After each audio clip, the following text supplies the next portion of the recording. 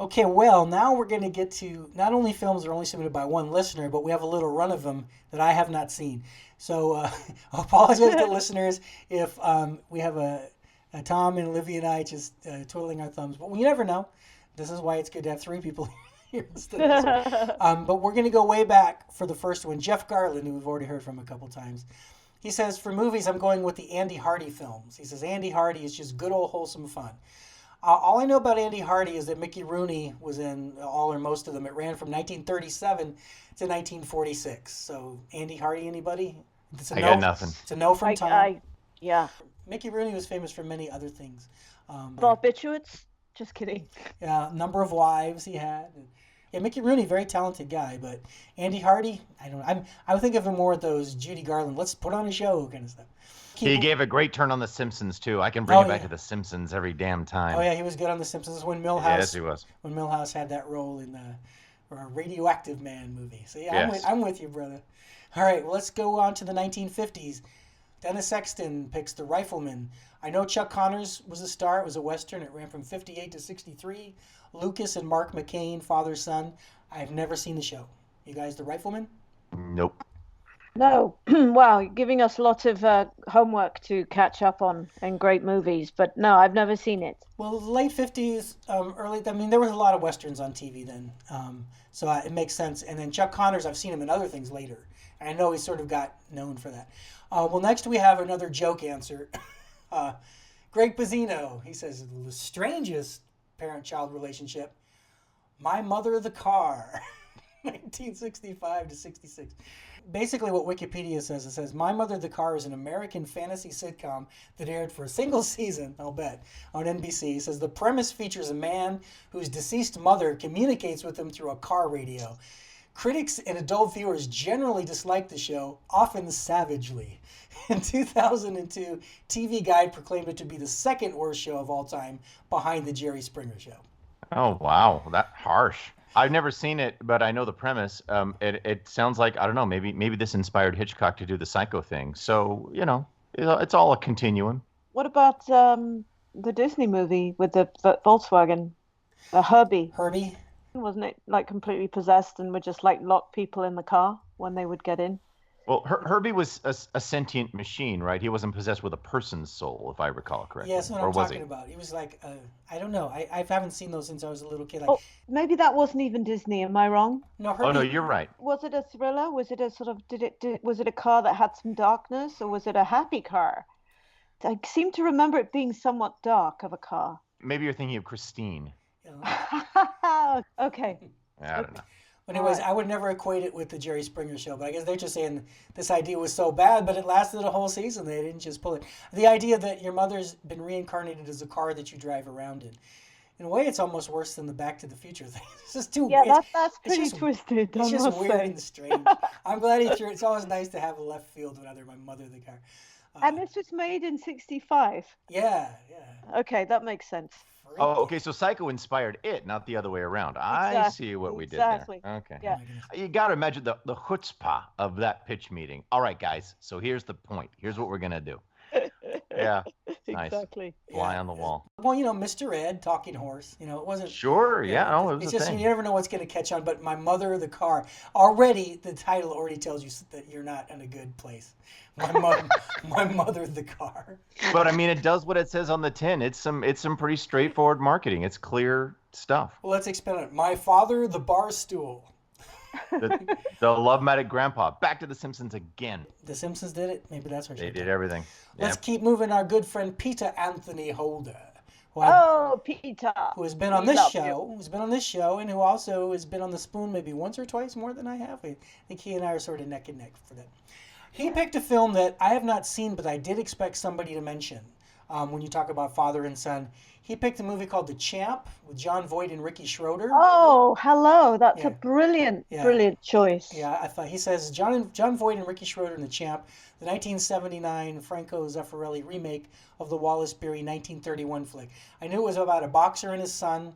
I remember seeing, TV trailers and stuff back in the day. It was my era, 1979. I never went out to see it, but I know it was one of those ones sort of career making, gave Ricky Schroeder a career as a child actor and everything. Have you guys seen The Champ?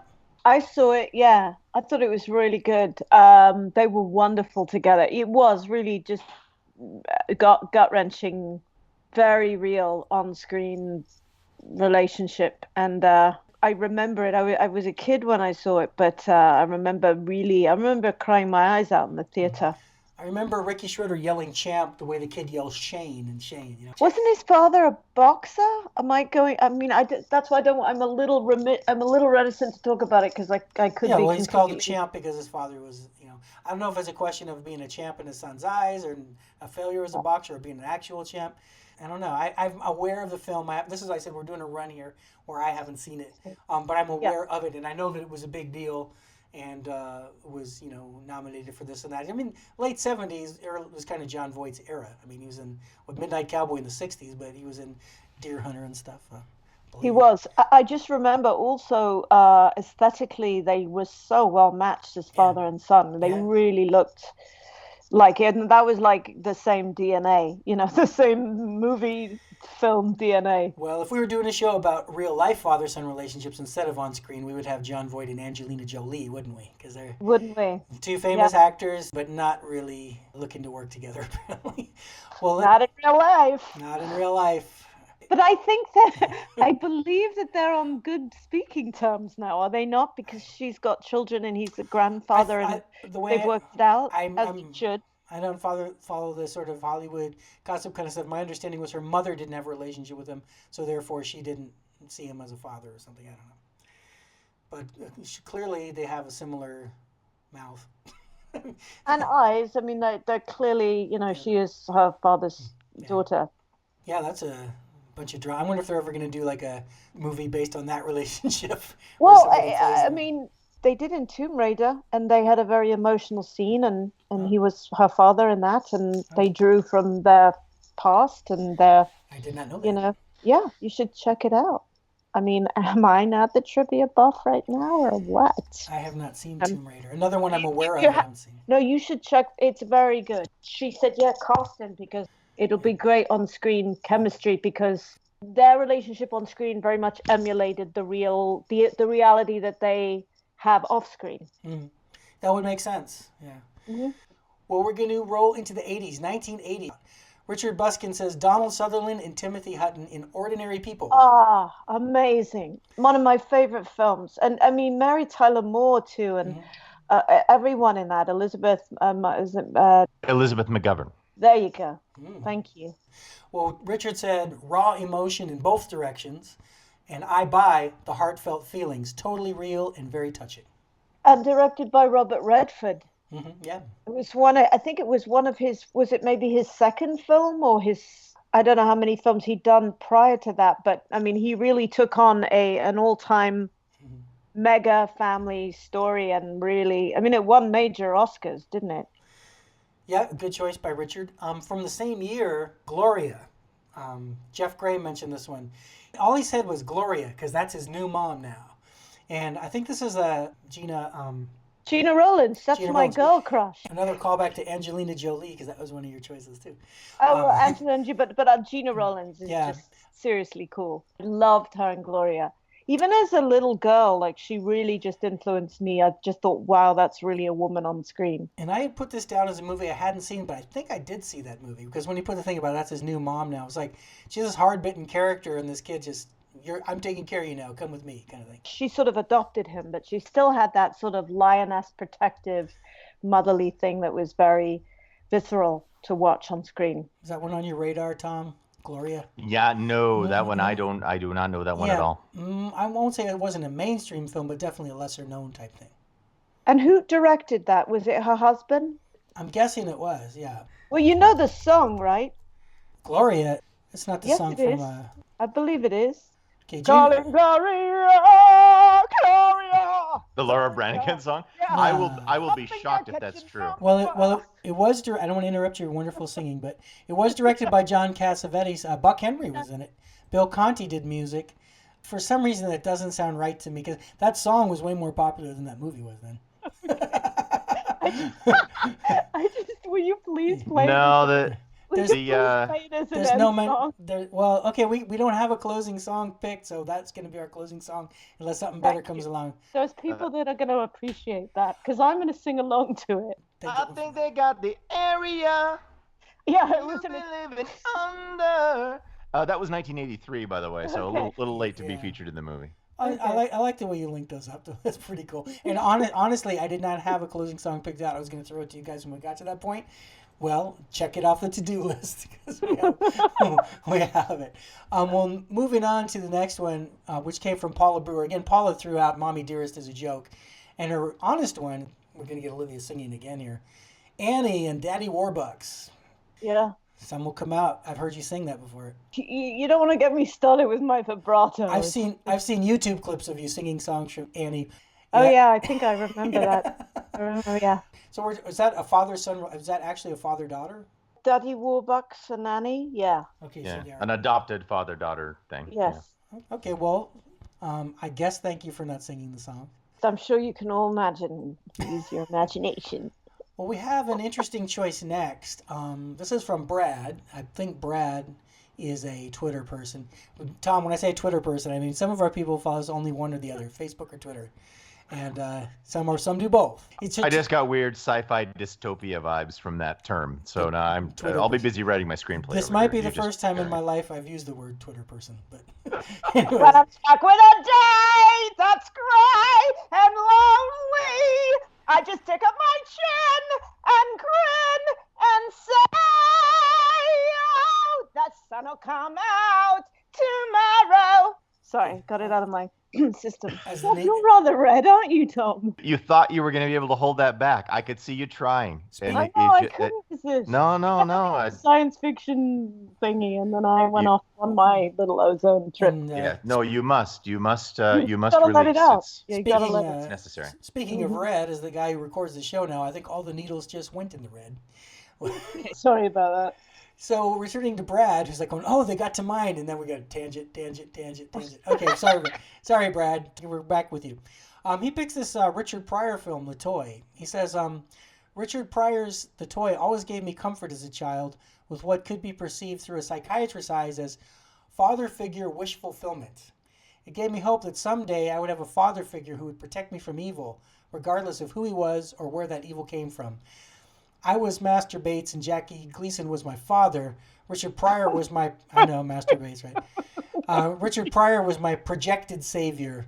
As a child, I had fantasy-prone personality due to a serious domestic violence situation and used television and film to create my own fantasies to escape my horrible situation, which is what made Olivia so important to me growing up, as thanks to Conan, she was my princess at the end of a very long and abusive childhood. Do you know Brad? I think Brad has some kind of relationship with you based on what he sent. But anyways, apparently he had issues with an abusive father, and he saw something in this film that he says Richard Pryor would be the projected savior from an abusive father. I haven't seen the film, so I don't know how the roles play out. Has anybody seen The Toy? I don't remember it as well enough to articulate about it either way, but I do remember seeing parts of it. What about you, Tom? It's a film that has not aged well. Yeah. That's the one thing I'll say, and the other thing I will say is that I'm glad Brad is doing okay, and then I'm just gonna back away from the mic. I'm seeming to remember it was a situation where Richard Pryor didn't want to do the film and was contractually obligated, or wasn't really into it, or that kind of thing. I know a little bit about that. Clearly, it wasn't like one of the highlights you think of Richard Pryor, like, writing Blazing Saddles or his stand-up films or anything. Yeah. So sometimes people get in those contractual situations where, Olivia would know better than anybody about the business, where they're like, I don't want to do this. Well, yeah, I think your buddy Mike Myers didn't want to do Cat in the Hat, but he kind of had to, and it happens sometimes. I'm not saying this is right for The Toy. I just have a vague recollection of it. And right. I remember Jackie Gleason being in it. So that's one where we're going to have to, unfortunately, do more research before we can comment meaningfully. So we're sorry about that. And I echo Tom's sentiment. I'm glad, Brad, that you were able to find some value in the entertainment that was able to help you in your real life. And Olivia's everybody's princess. She's our princess, too. Okay, we're going to go into a show I know you have some knowledge of. This is Robbie Rist's fiance. who We know how dear you are to Robbie. He just lights up when he speaks of you, and I hope to meet you one day. I'm sure Tom you've met. she was in Tom's house Oh yeah. recently doing a Okay. podcast. Yeah. Yeah, we just did an episode of The Spoon where everyone's significant other was in the room, and we just did a big from our family to yours. She sat on the it was same. a lot of fun. She sat on the same couch we great. used to sit on when we used to record at Tom's. Yeah, It's true. wonderful. No, Allie's awesome. What does Allie have to say? She picks the Golden Girls. She says the first one that comes to mind would be the mother-daughter relationship between Sophia Petrillo and her daughter Dorothy on the Golden Girls. They're super sarcastic and pass witty quips, even insults back and forth. It's all in fun and beautiful how open the relationship is. And in the end, there is immense love there. Hilarious and fun. See, I would have thought of the Golden Girls as friends more so than parent-child, but I don't know the show well enough to know. I know Stan Zimmerman, your good buddy, was a writer on Golden Girls. Yes. You've mentioned it before. So that's what I say. I like people to throw those ones in where you go, oh, yeah. Yeah, there's a lot of shows about women, tribal, sort of all sticking together, which I think is an important thing because women really are like that. Great women really are like that you become greater in your party, so to speak. So yeah, A Hot in Cleveland is another one of those shows, which is really rather good. So kind of like a next generation Golden Girls, if you will. Yeah, it's got Valerie Bertinelli, Betty White, and Actress. Wendy Malick. Well, I'm such a fan of her. She's a lovely, lovely, lovely person and an incredibly diverse, both comedically and dramatically, as an actress. And very good friends with Dan Olivia. They're really close buds, which is always a cool thing. Golden Girls, obviously one of the iconic shows of its era, and I remember watching it when I was younger, but until you brought it up just now, I had completely forgotten that Estelle Getty and B. Arthur were playing mother and daughter. I completely forgot. I know it's I don't know why, but for some particular reason, I felt like they were all contemporaries. I think the reason is that the actress who played B. Arthur's mother wasn't really that much older than the other women in real life, chronologically. Okay, that makes sense. So that's probably why. Yeah, I would say so. Well, our good buddy Fletcher Roden kind of threw a left fielder. I don't know if you guys know this film. It looks like it's one of those ones you have to read it to know what the title means. It's Night Mother, but it's an abbreviation for Good Night Mother. It's like apostrophe night, comma, mother. It's a 1986 film. As he says, Marcia Williams' Night Mother tells the story of Thelma Cates, who has one night to convince her daughter Jessie not to commit suicide. The film features Anne Bancroft and Sissy Spacek. Not a couple of lightweights there. The subtleties of the mother-daughter relationship is spared nothing. You guys know this film? There's another one I want to go see. Can we go see it? Is there any way we could see these films on the big screen, or do you mean actually sort of like Netflix it? Well, it's 1986, so... Right, so we can't. Unless someone screens it for us, Dan. I'm just saying that the personal benefit for me to have these ones that I've never heard of, but Anne Bancroft is good in anything she does. Oh my God, she's amazing. Gosh, I just love her. Maybe Fletch has a copy. It wouldn't shock me if he just had a 35 millimeter reel of this sitting in his closet somewhere. It's yeah, exactly. One of those things. Projector. Yeah. Well, I know this movie only by reputation. I've never seen it. I didn't even know the reputation. Never heard of it at all. I certainly know the parties involved. And the quality of the acting, I'm sure, is great. So I appreciate that. Once again, it's based on a stage play. So yeah, I remember the poster was super cool. It was like both of their profiles and darkness, kind of a silhouette. Just very, very well done and really set the barometer and tone of the film. Made you want to go and see it. Yeah, it sounds good. I hadn't heard of it at all. I have to say that I just based on all of these movies that our listeners have been choosing, you guys all have really good taste. Oh yes. Not only do I agree with everything that you've said, but things that I haven't said, it's educational to the point where it's making me want to go see everything you're mentioning. So that's a nice thing. We're going to revisit our friend Renee McKay. We heard from her earlier. She tossed out two more films. They happen to be from the same year, 1990. The two movies are Postcards from the Edge and Mermaids. I know Postcards from the Edge was the Carrie Fisher scripted thing, and anything even tangentially related to Star Wars, Tom knows all about. And then Mermaids is Cher and Winona Ryder, right? Postcards from the Edge, if I'm not mistaken, was the autobiography of Carrie Fisher and her mum, and then Meryl Streep and Shirley MacLaine played the mother and daughter on screen. Yeah, it's a sort of loosely fictionalized version of the relationship between Carrie Fisher and Debbie Reynolds. It's not actually them in the story, but it's them in spirit.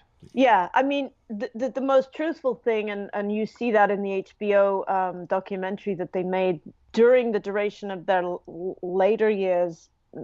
So unfortunately, by the time they both passed, which I just can't even begin to, it just makes, I get so verklempt just thinking about it, because I'm not remotely over it yet. I'm not over it. But have you seen the documentary? No, I'd love to. There's some footage, Tom, which you'll really appreciate. Well, both of you will, of Debbie being in concert and doing her sort of show, which is sort of cabaret, and her singing and what have you. And she introduces Carrie to come on stage and sing, funnily enough, like a bridge over troubled water. So, little did she know at that point in time that she was going to marry Paul Simon, and that's a Simon and Garfunkel song. So it just shows how kismet things can be sometimes, especially in choice of material. But, she couldn't have been more than 14, and she gets up on stage, and just the wealth of soul that comes out of her. I mean,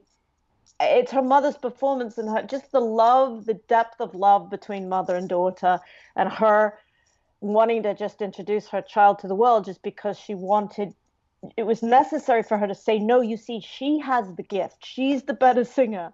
Trust me on this, She's the one with the real talent. And I'm sitting here, and you guys are all here to see me, but look at, this is the real thing. And it's not done in a show busy stage mother way at all. It's just very earnest and pure and incredibly moving. So that film, I can understand that there's so much history in that theme that gets translated on screen. It's just a beautiful performance. Well, interestingly, the next one came up in the romance. I think this is the only one that came up in both lists. But this time, it's not because of the romance, it's because of the father-son relationship. Brian Lueck picked Sleepless in Seattle. He said because of the closeness between Tom Hanks and his on-screen son. So, it was the Tom Hanks, I guess Meg Ryan, that got it on the romance one. And I hear somebody sees the same movie and comes away with isn't it the one where the son's being the matchmaker again and trying to hook up the widowed dad? They ripped off Courtship of Eddie's Father. We've just learned. This is where they got the premise. That was the premise of the TV show, wasn't it? Well, Sleepless in Seattle is just a remake of Love Affair, right? Or An Affair to Remember. The Simpsons already did it. That's all I can say. Yes, that's true, too. Okay, another one of our good Twitter people, Jessica Bowman, she goes with the First Wives Club. She says, I'd have to say Annie and Chris from the First Wives Club. I liked that Annie was okay with who Chris was, especially since the movie was back in 1996. I also love that Chris helps her mom get even with her father and supports her every step of the way. Again, I haven't seen First Wives Club. I know that Annie was a Diane Keaton character. I know Goldie Hawn and Bette Midler were the contemporaries. The kids, of course, I wouldn't know, but Jessica singled out this relationship. Sounds like it's one of those ones that she could relate to or had some kind of resonance for, or like Tom said, maybe it was just entertaining to her to see it played out. Anybody seen First Wives Club? I just remember liking the combination of those three women together, but I don't remember I wouldn't be able to depict the stories and the, relationships in the film, but I know it was a well-made film. I did not see it. I'm sorry.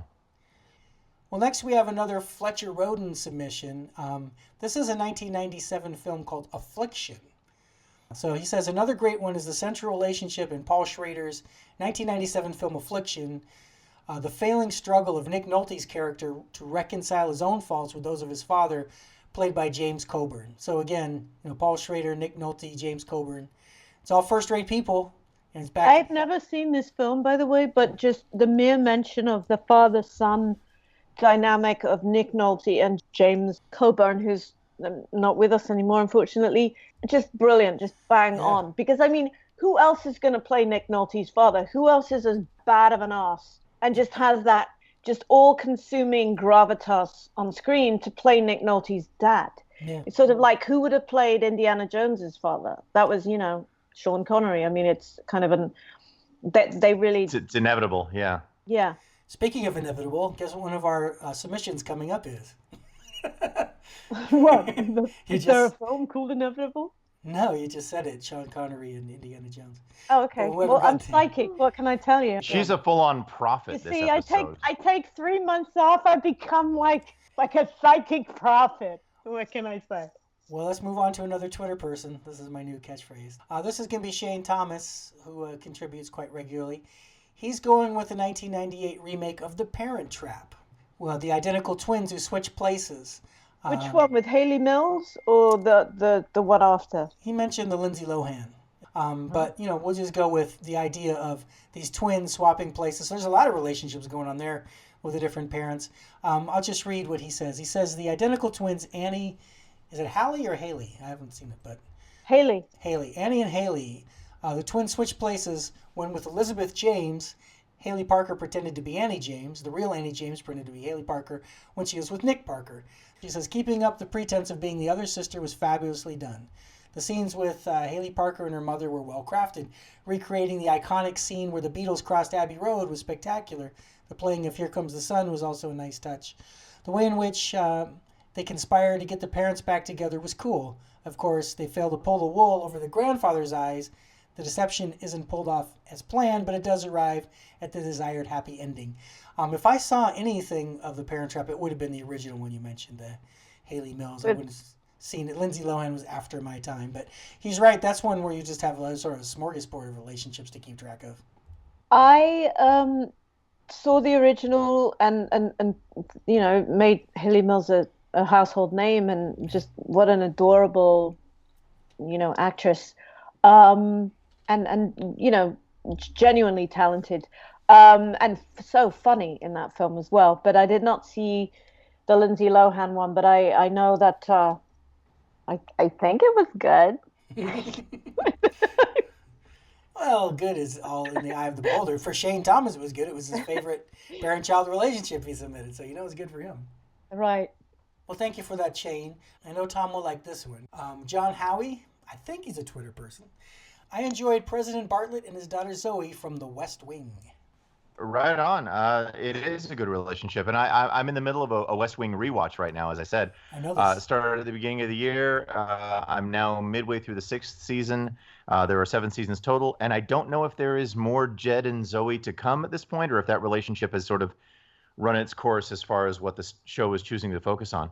But they have a very good relationship. The show does a really good job, at least in the early years, of dealing with the idea of, a person decides to run for president and they have young children and they know the crap they're going to be putting their children through by doing this. And it deals with all the ramifications of that, not just practically, but emotionally. And all of the ways in which that has to be reconciled, and is it ever reconciled, and how does that work out? And children of ambitious parents, those who want to be ambitious in their own right, and those who just want to sort of get away from the spotlight and do their own thing without having that follow them around, and all the different ways in which that becomes troublesome. I thought the show did a fantastic job with that. So yeah, that's such an interesting subject matter too, which I think is a show in itself. Parents who are highly ambitious, should they have children or not?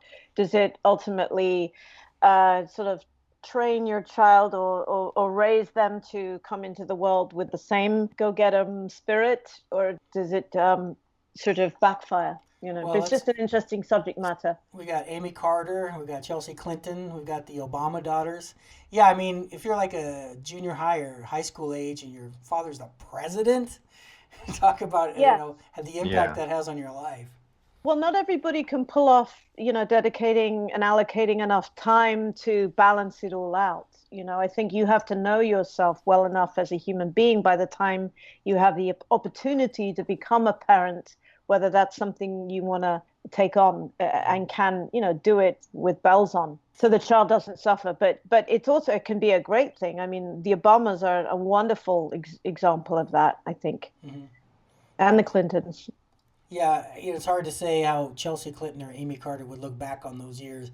They're just under the spotlight. If you're parodied on Saturday Night Live, it's one thing. If you're, Michael Dukakis. But if you're Michael Dukakis' kid, then it's a little bit more.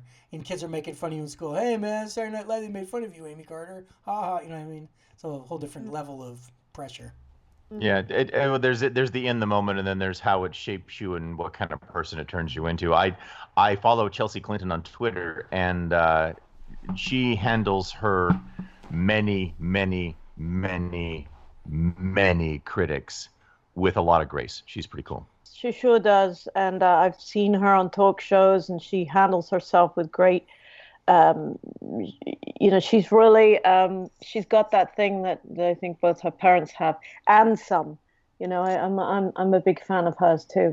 But back to the West Wing, I seem to remember that daughter-father relationship being really one of the strong storylines of the show, and really remember it fondly. Did you mention that the young daughter Zoe in the West Wing is played by Elizabeth Moss? Right. Who, of course, went on to make a much bigger splash in Mad Men and now The Handmaid's Tale. Yeah. But she's great even as an 18-year-old in that show. Mm-hmm. Thanks for contributing that. That's why you're here, Tom. That's why you're player number 3 in this event, because we need that kind of content. You need that color commentary. We do. But just to sort of watch this awkward segue, just to sort of downgrade from 3, 2.5 Men. Sorry, next one.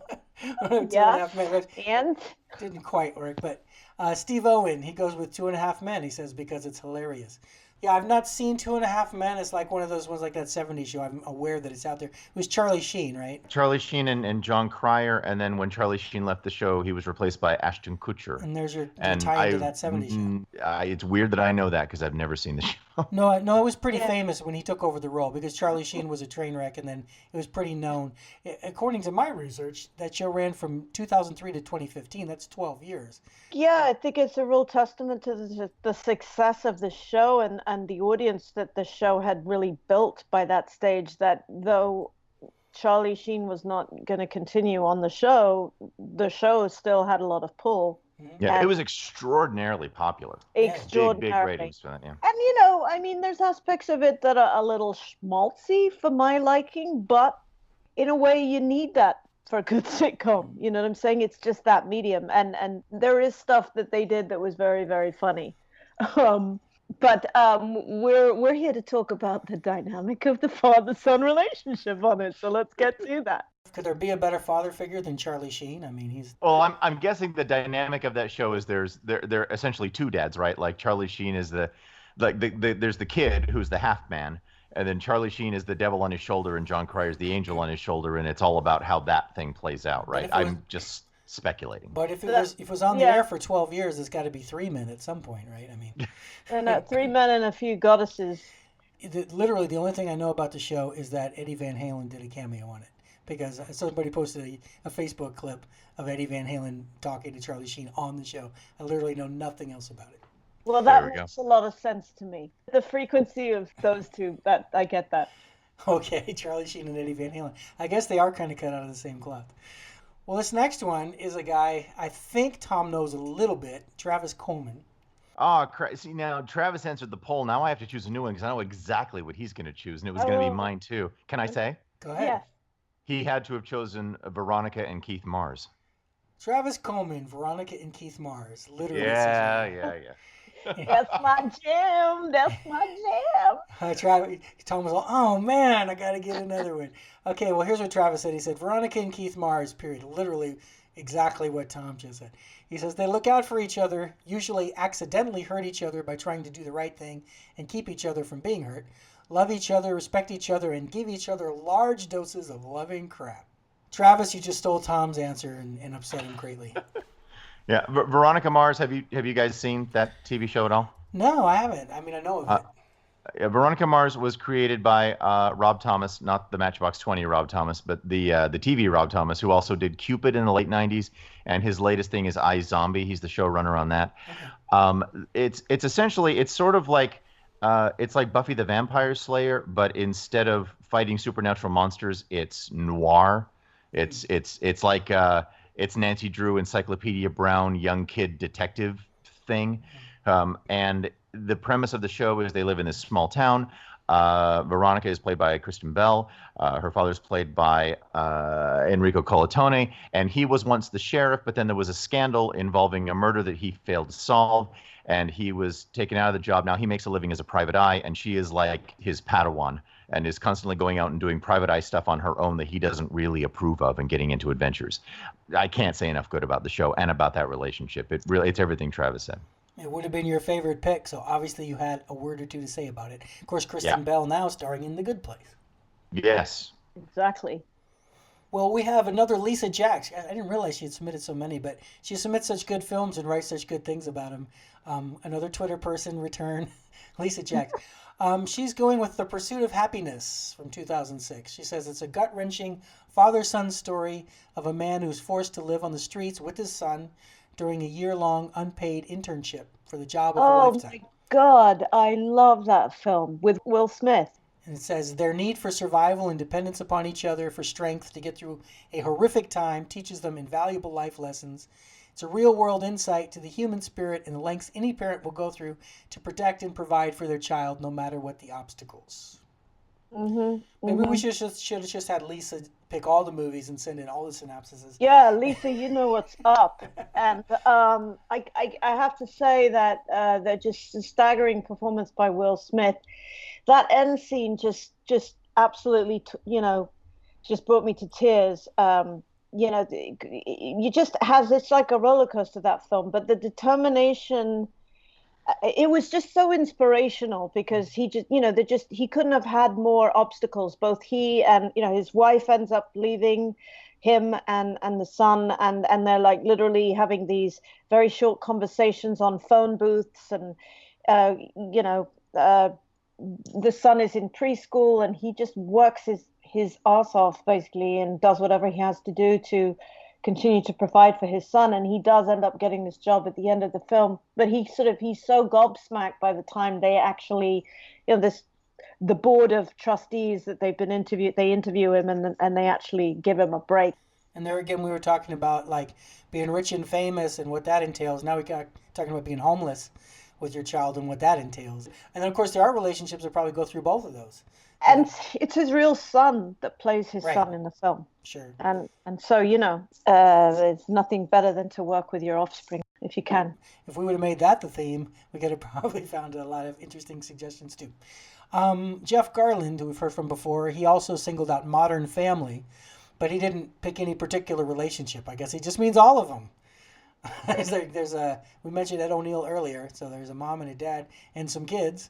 I'm going to blow through Modern Family because, I'm starting to get, like Olivia pointed out earlier, and Tom, who are these people giving us, like, piles of answers? We need to eventually finish that. I mean, when you think about it, you put this theme out there into the universe 3 months ago. And in all fairness, our last show was 3 months ago, so we've had an abundance of time betwixt and between for people to kind of really think about this theme and topic. Well, so to pull back the curtain, as Tom likes to say, when I first put this out there, I got a round of responses, let's say 30, and then it sort of sat dormant. And then when I knew we were going to be doing this, just a handful of days ago, I did a second sweep. In other words, some of these people listening probably don't even remember what they told me because it was so long ago they submitted this. Yeah, or remember who you and I are for that matter. Exactly. And other people just gave me their answer like yesterday. So, And of course, I didn't break it down by that. I broke it down, as I said, multiple people said it, then the ones I haven't seen, which we're about to finish, and then the ones I have seen. So thank you, Jeff, for Modern Family. Christine Fleckenstein, she says Aaron and Nikki Reagan on Blue Bloods. This is a 2010 show. Do you guys know the show Blue Bloods? This is the cop show with Tom Selleck. Don't know. To the wiki I go. Me too. Yeah. I obviously haven't seen it. And Christine is much younger than us, so she's onward, Christian soldiers. This is a cop show. Donnie Wahlberg. Wait, hold on. Tom Selleck. Show. Yeah, Tom Selleck. Yeah. Because of Donnie Wahlberg, you want to say Boston, but I think it might be Chicago. Chicago, yes. Mike. Bridget Moynihan and Len Cariou, the original Sweeney Todd. Okay, no, I'm closing the window. I'm not going down this rabbit hole. I've never seen the show. I have nothing to say about it. Let's hear what they have to say about it because they obviously picked it. It is a New York show, it looks like. New Filmed in York. Well, Christine, all she said was Aaron and Nikki on Blue Bloods. She didn't actually give us any more than that. All right. So She knows why, and that's good enough. exactly. Scott Jones, he actually, in one sentence, picked 2 shows. He said, "For me, the characters from the shows Parenthood and This Is Us sum up what it's like. Can't choose a fave from either. All writing for all relationships on these shows is masterful." So again, we have somebody who picked probably good shows, but didn't give us actual relationships. And just rounding out the final submission of a film I haven't seen. This is 2017's Lady Bird. And doggone it, it's Jeff Garland again. I did not know he snuck so many past me. He says, Lady Bird is the best. You know, he does it, Dan, because he knows you'll read them all on the air. We're talking about parent-child relationships now. The host-listener relationship is a little bit of an authority situation. Maybe you need to practice some tough love with these folks. I'm not saying, I'm sure Jeff is a lovely person, but he really needs to have some discipline, and you need to show him the way. The word is codependent, Tom. The word is codependent. Oh, is that how that works? That's okay. right. All right. He has a codependent relationship with the listeners, and he feels he has to pay homage to every single one of them. That's why this show is going to be 6 hours long. Hey, this show has listeners, so I'm not going to say nothing about nothing. It's okay. I hope we still do. Yeah, Tom just put Jeff in his place for me. So that's the other reason that Tom's the third guy here, because he's my enforcer tonight. I'll be the bad guy. I'll be the hero Gotham needs. So that's a show. What Jeff said is that Laurie Metcalf and help me with this name, Ronan. She's from Chicago. She's from Roseanne. He says the best modern portrayal of parenting a teen that he's ever seen. Lady Bird. Now this is Lady Bird Johnson, right? LBJ. No. What was that movie called? Because there was one about her, right? That's right, but not this one, buddy boy. Okay, well, what was the one about Lady Bird Johnson called? I don't know. Maybe you should Wikipedia it. I am, because that should be the more. While you're doing that, I'll talk about the relevant movie, which is Lady Bird, which came out 2 years ago. Yeah. Written and directed by Greta Gerwig, and it is very good. I saw it and I agree. It's a wonderful, wonderful little character study. Mm-hmm. It's set in 2002 in suburban Sacramento, and it's a coming of age movie that is a little more sort of documentary-like. Even though it becomes very emotional, it's not a really subjective film. It just sort of lays it out there and lets you kind of make up your own mind about it, and it's a great exploration of that relationship in particular. So yeah. That's great, and the Wikipedia entry for Lady Bird Johnson is so long I can't possibly find anything. And narrow it down to one. But I'm not crazy. I mean, there is a movie about her that's more recent, right? Yeah, no, you're not crazy. Well, the jury's out on that, but okay.